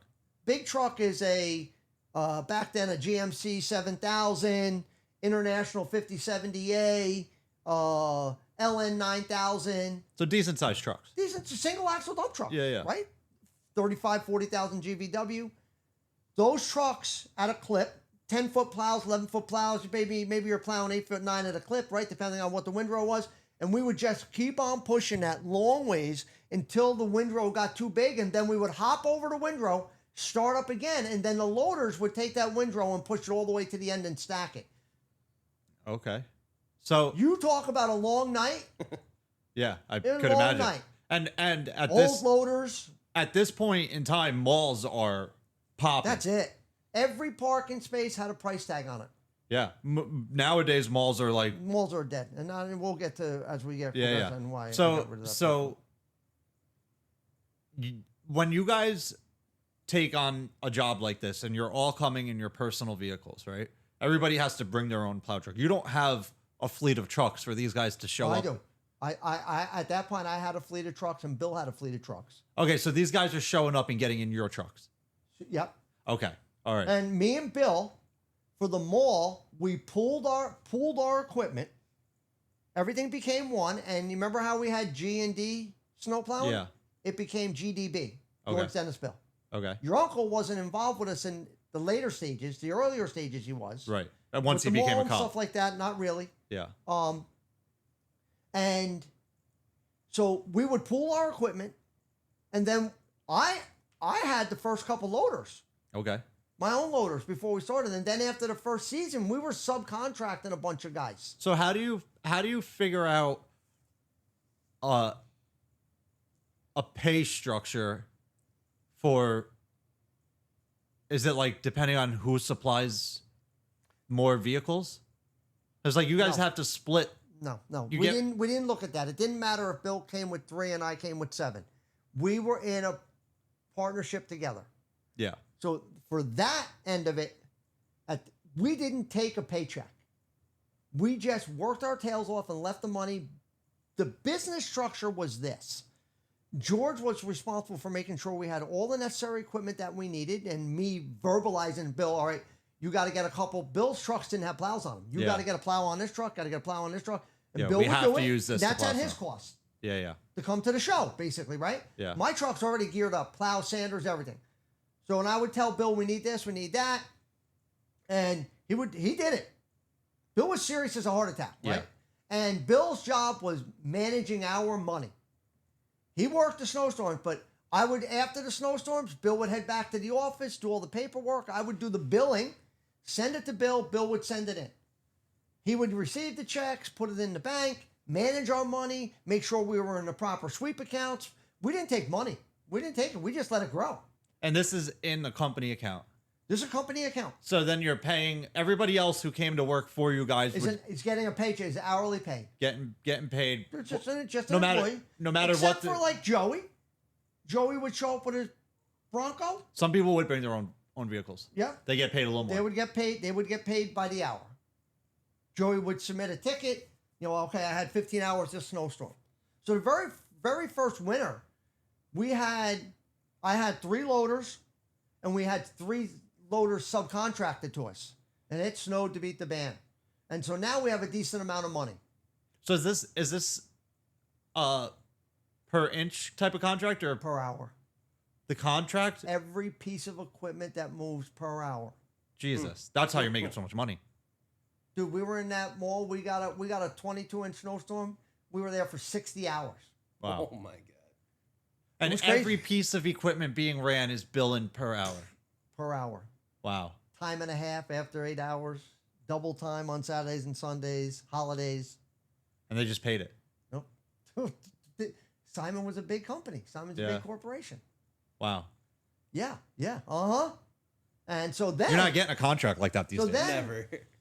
Then, well, now they're all national. So Yeah. they all watered it down, and then you got some clowns that don't even own a snowplow that has the contract. Yeah. Right? And he's beating the living daylights out of the guy that's doing the work. So we avoid all those that nonsense. But so in our area, there was Rockland County Excavation. Steve Darrow owned it. Steve was not over in that area doing snowplowing. He was more in Haverstraw, West Haverstraw, Garnerville. He had those shopping centers. Okay. He was the first one to send a truck out to Buffalo to Protect snow pushers. Protect snow pushers back then were the only, We still Only have people- we have Protex. yeah. They were the only people building snow pushers. Yeah. He comes back with 2 snow pushers on his lowboy, Yeah. And he's got them at the Samsondale Shopping What Center. what size? Like 14s? 16 footers. 16s. Okay. So then, Were they making 14s through 20s? They were making all different sizes. Yeah. All different. Nowhere near the product line they have right now. Yeah. But it wasn't just one size. So Steve has a shop down in Haverstraw. He's got a block building. This bay is Jimmy McDade's welding shop. That's where Jimmy was working out of, and Steve had his. Does he have a shop now? Or he just works. No, just works out of his backyard. Yeah. And then Steve had the whole, gravel yard with all his equipment and everything. So Steve, being the fast thinker that he is I got Jim paying me rent. I don't know if this is the formula, but I got Jim paying me rent. So here's the snow pusher that I just purchased. Jim, how quickly can you build? Jim, and Jim, he can build anything. Now, I can build he's that. making you guys snow pushers. We had, until we sold that lot next to the Palisade Center with all that surplus equipment. Yeah. 2 of those snow pushers were the original ones that Jim McDade built. Oh wow. Yeah. Wow. Way back then. And so Jim built them for Steve, and that's where the idea came. Oh my God, we can do twice as much amount of work, half the time, half the equipment. I got to get this. How do I figure this out? Yeah, but then you're not billing for as No, much. but hold on. So what I did was I was able to buy the hour for every snow pusher. So it's a different rate. A different rate. Yeah. So every loader is going out, back then it was $185 an hour. If you put the snow pusher on, I was getting another $125 an hour for the snow pusher. Oh wow. Oh yeah. Dude, we were But a snow it was just pusher crazy. a snow pusher is 3 buckets. Yeah. So they're losing. But we about weren't the same. losing revenue, Brent, because we were becoming more efficient. We weren't losing revenue. Yeah. We were being more efficient, so we took on more work. You're making probably the same amount of money in less time. Less time. Yeah. Yep. And Less abuse on the equipment. So it didn't really change much on either end. They're paying you as much, you're making as much, and the job's getting done faster. Everyone's happier. He just has more people now to go do other jobs because now he needs. Well, yeah, and whoever's paying you, whoever you have the contract with, is happier too because their costs didn't go up, and you're getting the job done faster. Getting the job done faster. The mall's a safer environment for their customers, right? Yeah, And it's a win-win for both of you It's guys. a win-win for everybody, right? We never had the only time we ever had a complaint at the Nanuet Mall was when the Palisade Center opened up a couple miles down the road and the Nanuet Mall took a hit. When the Palisade Center opened up, man, it was like a new pair of shoes. Everybody wanted to go there. Nobody was shopping in Nanuet anymore. Nobody was shopping at the Nanuet Mall. Next thing I know, I would show up to do a So for context, for the people who don't know the area, the Nanuet Mall is a decent sized mall. Your average mall. Yep. The Palisades is a monster. Was the 3rd largest mall in the country. It's 4 floors. Do you know the square footage It's of 5. It's actually 5. They built the 5th floor without nobody knowing. Yeah. So there's 5 floors. what, a basement? No, 5th floor in the attic. Oh, really? Yeah. Okay, but there's no stores up there. No, nothing. Yeah, They can't because they weren't zoned for that. Oh, so they just built it trying to get away with it. Mysteriously, a 5th floor appeared. And near the hockey rink, isn't there like That's the 4th floor. Yeah, there's the some 4th floor. rooms there that they can't Right use above because it's that. too Yeah. much square Right feet. above So do you know square footage of that mall? I don't. If you had to guess, what would you say? Million square feet. It's massive. What is the square footage, Chris? I mean, nowadays with Google, you can have it in 2 seconds. Palisade Center, gross square footage. It's absolutely massive. 2.3 million square feet. 2.3 million square feet. That's building. And 2.2 Yeah. is 2.2 is leasable. So then you need a parking lot around that entire thing. Oh, it's gigantic. Yeah. 200 you had- over 200 stores in the place. Yeah. So Yeah. you had back then you had the J lot, right, which was the commuter lot. So when all the regular lots are filled up, they had a bus service. You park out there, they bus you to the mall. Even though it's walkable. It's, Well, you're walking- but you you're can't- walking to Home It's Depot. not walkable. You get killed. You're walking to Home Depot. The ring road, the ring road would get you killed. There's And no sidewalk. and at Home Depot, there's no mall entrance. None. You can't walk from inside Home Depot into the mall. It's Really? it's No, part you of the can't mall. because it's backed up to BJ's. Yeah, It's a lower it's part just of an Target. Just an outside door. Yeah. So you Yeah, would so- walk there. Otherwise, you got to walk up the there's ramp no and then sidewalks. into like Target. No sidewalks, so it's not safe. Which was it Home Depot back then too? Yeah. So that Home Depot's never changed. Yeah, all Target the time. probably wasn't All the Target time. when it first opened. So that J lot. So the first couple years, we didn't have the Palisade Center. Right. Yeah. We're figuring out how we have to get this. So while the Palisades Center opens up and you're still doing the Nanuet Mall and the Nanuet Mall's not getting as much business anymore, are they trying to cut pay to you? Yeah, but hold on. Because the snow still needs to be cleared. I had a very, and I want to get my years correct. All right, well, I can't find Bill's obituary, but so I'm gonna try to figure it out. We're doing the mall. We're cruising along, making a ton of money. The Palisades Center is open. Did you have both at one point? Yeah. Yeah, right. Okay. Palisades Center is open. And the Nanuet Mall's taking a hit. And we show up to do work. And the next thing you know, they've got like clothesline, rope Yeah. with cones with little wooden sticks in it, coning off all major sections of the parking lot. Don't plow this. Don't plow that. Don't plow Just this. to don't save plow money. That. Just to save money, because we're by the hour. Yeah. And so we get through that first season of that. And then it's, man, I want to say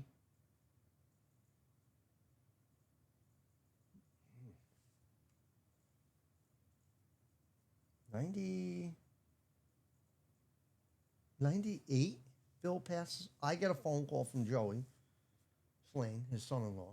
Hey, they just rushed Bill to the hospital. He passed out while they were plastering a pool. He was in a pool plastering a pool. They got him up out of the pool, sat him in a polyresin chair, and the guy he wants to call 911. No. And Bill was a tough dude, and he said, no, I just want to get back to the shop. Blah blah blah blah blah. So he gets in his pickup truck, and his son Billy, follows him back to the shop. They go in the front door, and as soon as you entered their shop, to the right was a bathroom, a little half bath, sink and a toilet. Then you go around the wall there, and on the back side of the bathroom was Bill's office. You go in the hall, and there's his office. So Bill walks in and goes into his office. Little Billy goes in and takes a leak, comes out, and goes in the office and falls dead in his chair. As soon as he got in his, what we're surmising, in his element, he lived in that office, right? He spent a lot of time.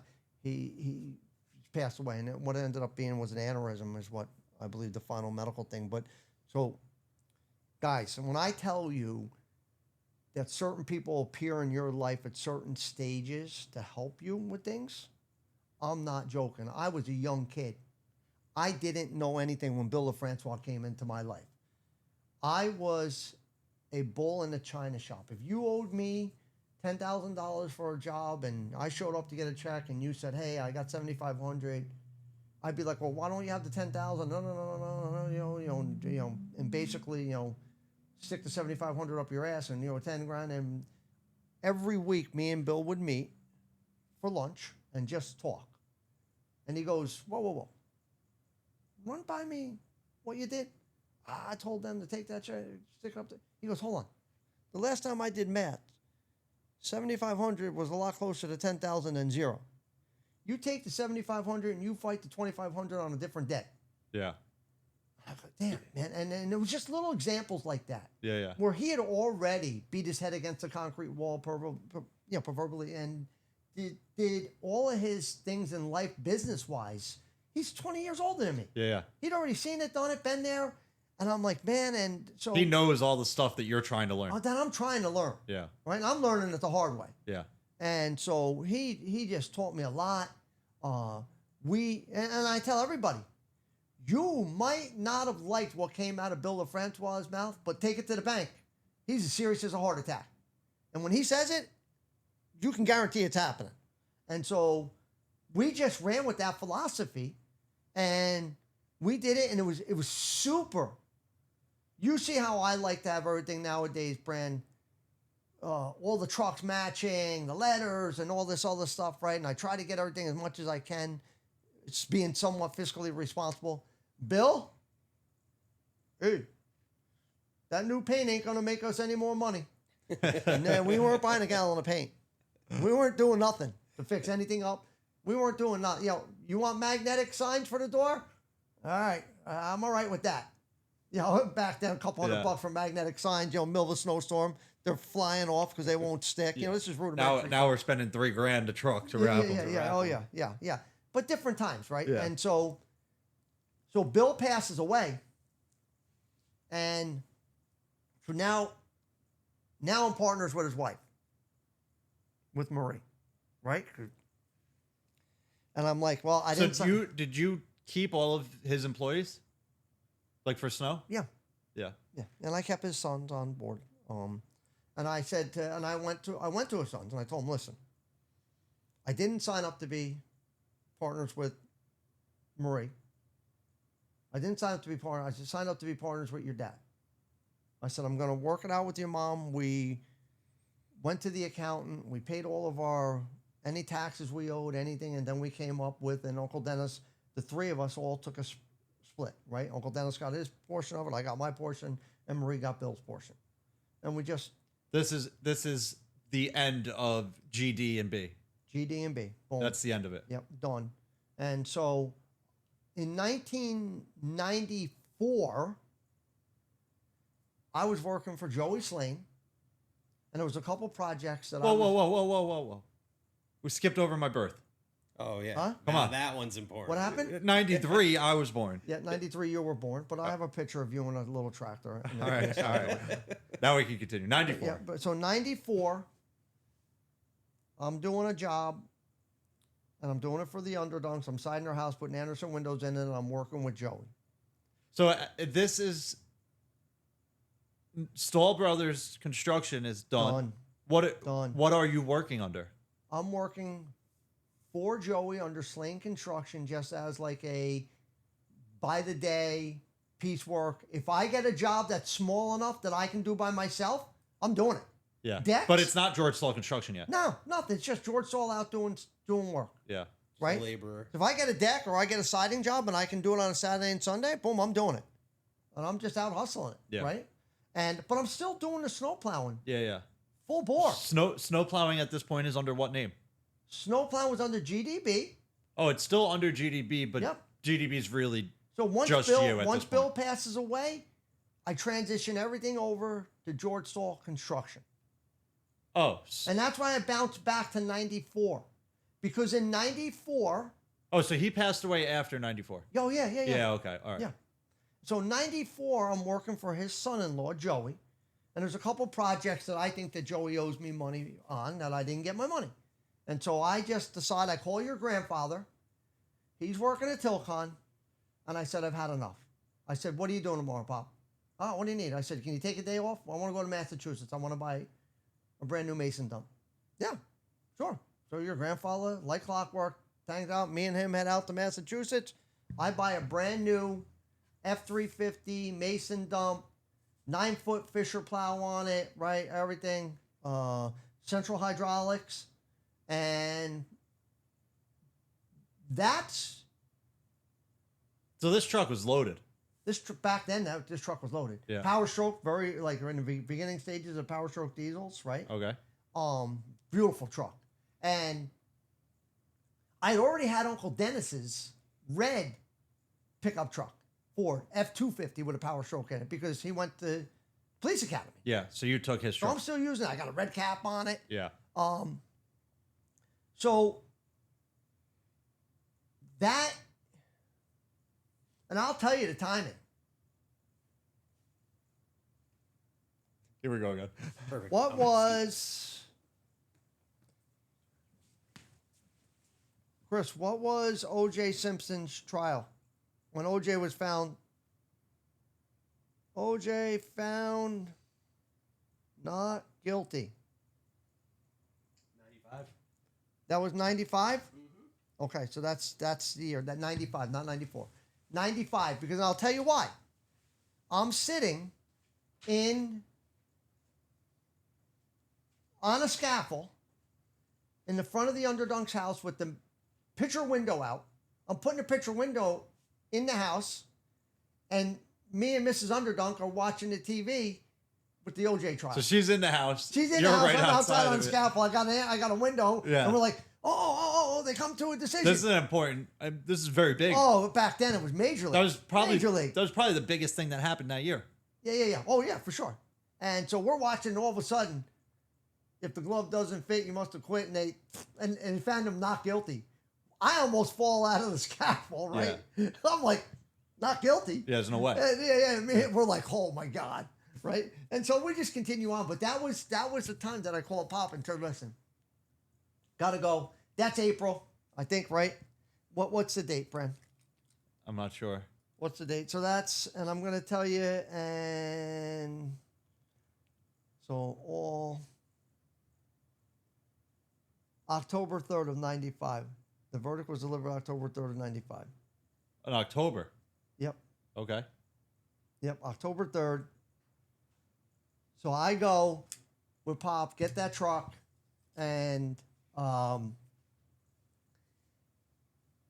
back and decide I'm no longer working with Joey. I'm going to do my own thing, and I started George Stoll Construction. 95.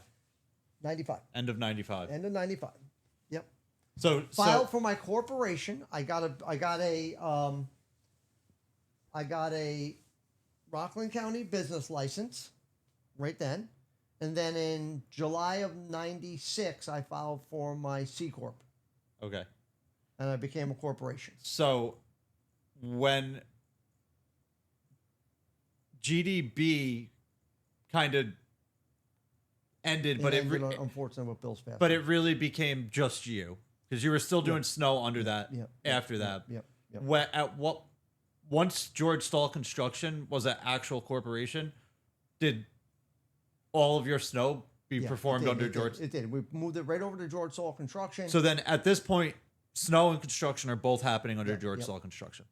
So a couple years later, we get informed by our GL carrier, our general liability carrier, that they no longer want to insure general contractors for broad snow removal of what you're doing. So that's when I had to come up with a name. That's what triggered the CSB. That's what triggered CSB. And so I'm sitting at home with your mom, and I'm going, all right, what are we going to name this? So, I need to come up with another company now. The C is Christopher, S is Shannon, B is Brandon. And we just, as simple as that. Yeah. Right? And so then we start that. We do that. So that's, I believe that's 98. Late 90s. I actually thought it was July of 97 that I did a bunch of that stuff. I have to look back on the business certificates, but it's all blurry because so long ago. Yeah. So we started CSB, and we haven't looked back. Yeah. So then I just went on guys, we had Pfizer Pharmaceuticals. We had So you at one point you had the Nanuet Mall, the Palisades Mall, and Pfizer. All at the same time. All at the same time. Yeah. And We're busy. Yeah. You had a lot of guys working for you. Oh my God. 75 guys. You had Pop burying cars. Oh yeah, Pop mowing down fences, sliding on the ice at Pfizer, mowing down 8-foot aluminum fence like it was going out of style. What's the craziest thing Pop did when he was plowing? Probably burying cars. Yeah, I would say that. Sliding over on the ice, and because I would be fit to be, because at Pfizer's site, that fence line is critical to operations. You're not allowed past It's a security fence. Yeah, it's a security fence. And once you bang it down, now it's breached, and the whole world's coming to an end, Pop knocked it down? Oh, my God. Pop's got a loader halfway in, halfway out. I'm like, what do I do? So at that point, Yabu fence, I became real good friends with the guys at Yabu fence. Yeah. They were over there changing out sections of fence like it was going out of style. And so that was one of the sites, Brand, that we would push out to the grass. We had a ton of grass out in front. Push all those massive parking lots to the grass. You weren't doing the inside of Pfizer, right? At that time, so Pfizer came. So Pfizer had somebody doing it, and they weren't happy. And it was Brickman. Brickman had the contract. Okay. So they weren't happy with their subcontractor. They get word that, hey, there's a good guy, Jimmy O'Sullivan from O'Sullivan Tree Care, says, hey, George is down at the Nanuet Mall. If you want to go see him, blah, blah, blah. He comes down. The vice president of Brickman calls me, great guy, and says, hey, I want to meet you at the Nanuet Diner, right across the street from the Nanuet Mall. Yeah. So I meet him right there, and we talk, and we over a hamburger, we worked out the deal. He said, how soon can you be here? How soon do you need me?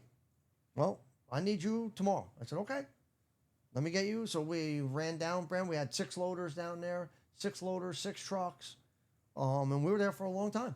So how did you just come up with all of this extra equipment? Oh, I started buying it all. Yeah. And you've made enough money at this point that you can just go and financing get loans for all of this. Financing stuff. But Yeah. my goal back then was, and it still is to this day, that I